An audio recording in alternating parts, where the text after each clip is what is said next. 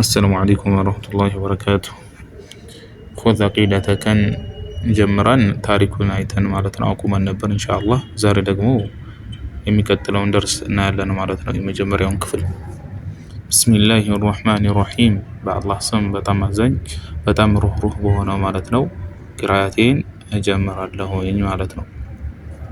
إن الحمد لله مسكانا لعلمته ጌታ ይገባው نحمده እናመሰግነዋለን ونستعينه እርዳታም እንጠይቀዋለን ونستغفره መህረታም እንጠይቀዋለን የወንጀላችንን መህረታ ونعوذ بالله من شرور أنفسنا ከነፍሶቻችንም ተንኮል ደግሞ በሱ እንጠበቃለን ونعوذ بالله بالله እንጠበቃለን من شرور أنفسنا ከነፍሶቻችን መጥፎ ተንኮል وسيئات أعمالنا ከመጥፎ ስራዎቻችንም ተንኮል በሱ እንጠበቃለን من يهده الله سبحانه وتعالى يمرው فلا مضل له ለሱ ማንም አጥማሚ የለውም الله سبحانه وتعالى يمرውን ማንም ሊያጠማው አይችልም ومن يضلل እንደዚሁ الله سبحانه وتعالى ያጠመመው فلا هادي له ለሱ ማለት ነው መሪ የለውም وأشهد መሰክራለሁ لا إله إلا الله ከአላህ ውጭ በሐቅ የሚመለክ አምላክ የለም ብዬ መሰክራለሁ وحده لا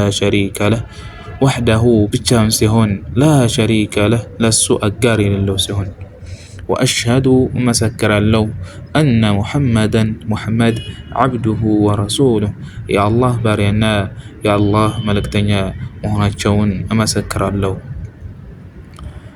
أما بعد كزه بهالا الله سبحانه وتعالى كمسجن بهالا يونجلاتشن مهرتا كتيك كالله سبحانه وتعالى أرداتان كتيك بهالا مالتنو ወደ ጉዳይ ሊገባ ሲል አንድ አካል አማ بعد ይላል ማለት ነው። ለምሳሌ ሰላም ናችሁ አማን ናችሁ እንዴት ናችሁ ሰላምታን ከጠየቀ በኋላ ቀጥታ ወደ ጉዳዩ የመጣሁበት ጉዳይ እንዴ ነው ብሎ ወደ ጉዳይ የሚገባበት ማለት ነው አማ بعد።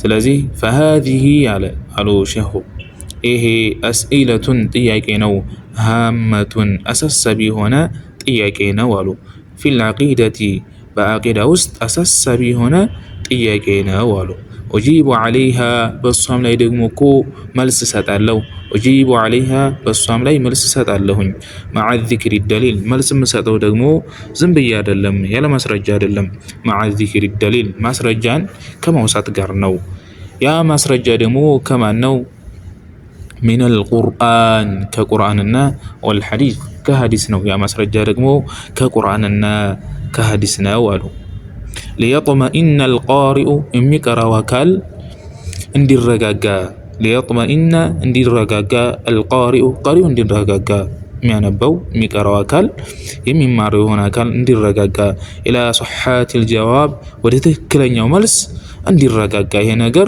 ትክክለኛው ነው መልስ ነው ብሎ ማለት ነው እንዲረጋጋ ከቁርአንና ከሐዲስ ማስረጃን ከማውሳት ጋር እችን ኪታብ አዘጋጅቻለሁኝ አሉ لأن عقيدة التوحيد የተውሂድ እኮ እምነት አሉ لأن عقيدة التوحيد የተውሂድ እኮ እምነት أساس سعادة الإنسان የሰው ልጅ የእድለኝነት መሰረት ነው أساس መሰረት ነው سعادة الإنسان የሰው ልጅ የእድለኝነት መሰረት ነው في الدنيا والآخرة በዱንያም በአኺራ ይሄ እንግዲህ ይታወቀ ነገር ነው ተውሂድ ያለው ሰው ቢጾም ዘካ ቢሰጥ የተለያዩ ዒባዳዎችን ቢፈጽም ተቀባይነት አይኖረውም ተውሂድ እስከሚኖረው ድረስ አላህ Subhanahu Wa Ta'ala እያንዳንዱ መልእክተኞች የላካቸው ለምንድነው ለተውሂድ ሲባል ነው ማለት ነው ስለዚህ አሳሳቢና አንገብጋቢ የሆነ ነገር ነው ለምሳሌ አንድ ቤት ያለ ምሰሶ ማለቴ ያለ መሰረት እንደማይቆመው ሁሉ ሌሎችም ዒባዳዎች እነ ሶላት እነ ዘካ የተለያዩ ዒባዳዎች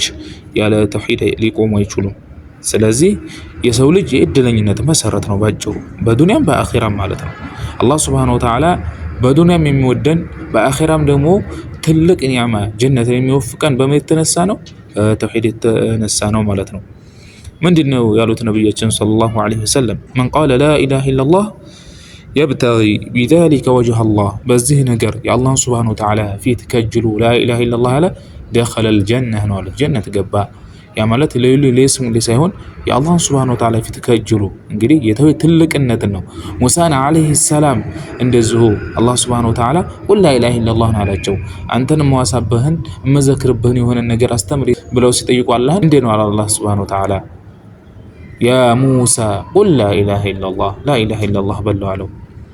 ከዛ ኩሉ ዒባዲከ የቁሉነ ሃዛ ሁሉም ባሮች እኮ ይህንን ነገር ይሉታል፣ ለየት ያለ አንተን መዋሳብህን ነገር ንገረኝ አሉት።